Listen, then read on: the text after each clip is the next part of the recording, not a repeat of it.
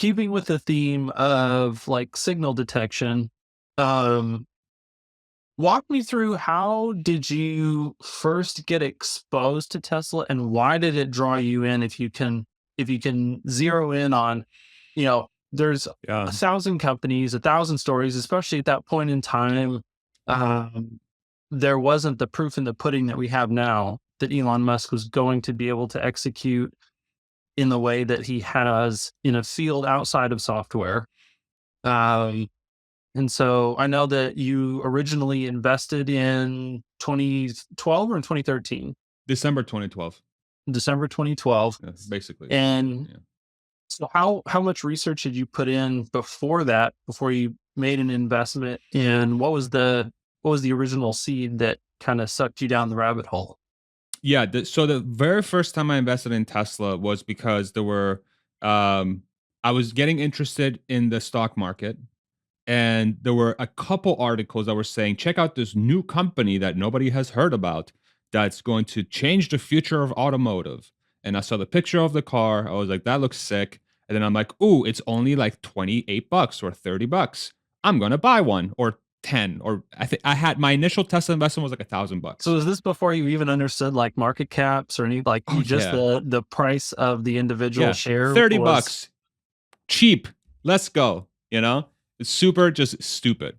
And then I'm like, okay, so I have this portfolio, and given at this time I had stock in Apple, Nvidia, Tesla, a couple 3D printing companies, and something else. I forget what the other one was, but it was and it was like it wasn't that much money. It was my entire life savings. I think it was like my entire portfolio was like somewhere between $5,000 to $10,000, and that's all I had to my name back in 2012 because I had graduated with Yeah. I in mean, you're like 2009. 25, right? So Yeah, 25 ish. However old I was by then, and I was 87, so 25.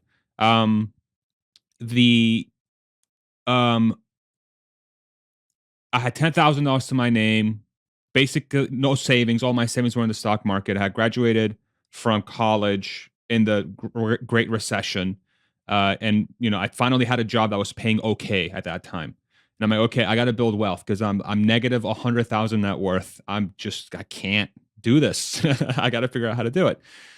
And then once I put the money in, I'm like, okay, wait. So I have all this money in my savings from my savings account that I'm using in my stock market, and I don't know what I'm invested in. So I should probably do some research. So I started doing the research. And the thing that really stuck out about Tesla that no other company that I was looking at that time was that it had such an insanely smart retail investing community in the Tesla Motors Club forum. And the Tesla forums at that time, they also had Tesla forums where you had all these people like Dave Lee and Emma Peppers and others, like OGs. I think James Stevenson was one of the OGs as well, if I remember correctly, that have been following the story in depth almost since IPO. And they had these threads that were hundreds of replies deep that were basically research paper upon research paper as to why this company was going to perform well. And I'm like, okay, this is really weird. Why does this company have so many passionate retail investors, like just random people talking about how well the company's going to do? And it wasn't superficial. It was like really in-depth analysis. And it was contrary to what most other people were saying. Like, well, that's something. And then what was it? I think Q1 earnings or Q2 earnings in 2023, Q1 earnings in 2023, I believe it, or 2013, excuse me, was their first profitable quarter ever. And then it basically confirmed the story that so many people were saying in these forums. And I was like, okay, what's going on? How come they saw this and no one else did? That was my gut reaction. How come they saw this and nobody else did? What happened? And so that's when I just went down the rabbit hole. I'm like, okay, I need to figure out that sauce. Because if I figure that out, then I should be able to figure other things out that fit the same mold of, hey, I'm trying to get ahead of everybody else because that's where the opportunity is to invest in the company, is how can I find the true potential of the company before the market prices it in, essentially. And that's when the obsession started. Every Elon Musk interview, every Elon Musk video, every Tesla video, every single thread on Tesla Motors Club, every single thread on Tesla.com forums, just vacuum everything. Give me it. Just give me all the information because I have to figure out how this thing came along.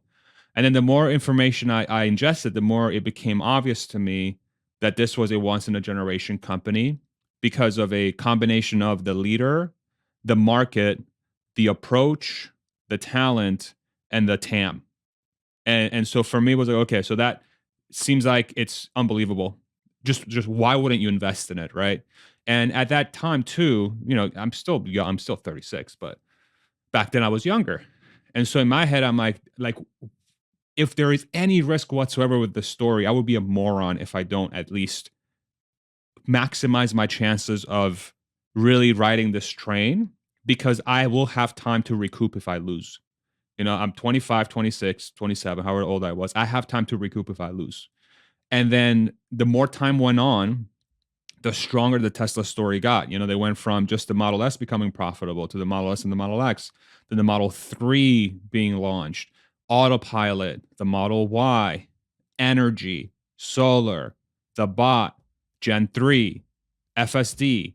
You go on and on with the story, and I'm like, okay, so what I thought the company was going to do, they are doing. They are on an unstoppable path of just reinventing what it means to be a company in the 21st century. And yeah, and so it's just I just kind of took it farther than what your question was because you got me going. Sorry, but that's what was that was the initial thing that really got me there was that. Well, and so you take all of that information, you ingest it all, and you actually go out on a limb and make your own set of predictions back in 2013, was it? On Yep. the Tesla Motor Club forum? 2014, something like that. It was on we were talking about that Reddit thread, right? Yeah. Yeah, yeah. It's you are able to, yeah, ingest all that information, synthesize it, make your own predictions, and then for the most part, people call you crazy. But lo and behold, most of those predictions end up coming true. So how does that then color how you are seeing the story today? We're in the middle of a lot of similar FUD type discussions that we've been in the past, although, hey, at least there's a lot of reasonable pushback now as well, besides just craziness, that people have a hard time wrapping their heads around. How are we going to get to 20 million cars? Demand does not equal production. FSD is never gonna be anything Materialize, yeah. significant. Yeah. The bot is not meaningful. Dojo doesn't matter. It's just a car company. It should be valued the same as Toyota. All these types of arguments from people who are smart people and have their own set of lenses that they view the world through, that have been very effective at predicting other things in the past. So when you're having discussions with these types of people, how are you walking the line between, okay, staying humble, like, did I just get lucky in the information that I used to make sense of the world and the accuracy of my prediction before, and the information that I'm getting from these people is valuable and maybe I need to take it into account more, but it doesn't seem to square with what I see. And so, Yeah. how do you stay as neutral and open to new data as possible without just getting carried away by prior success in making those types of long-term bold calls? That's a great question, and I don't know if I have the right answer because I think I'm naturally biased. But what I try to do is that I try to test my thesis every single day. I go out and I collect data. I look at what competition is doing. I don't care about the stock in these scenarios, right? I could care less about what the stock price will do. My whole thing is like, will Tesla get to 20 million? Will they complete FSD? Will they ramp up energy? Will they get solar figured out? Will they get bot finished? These are the kinds of questions I'm trying to answer.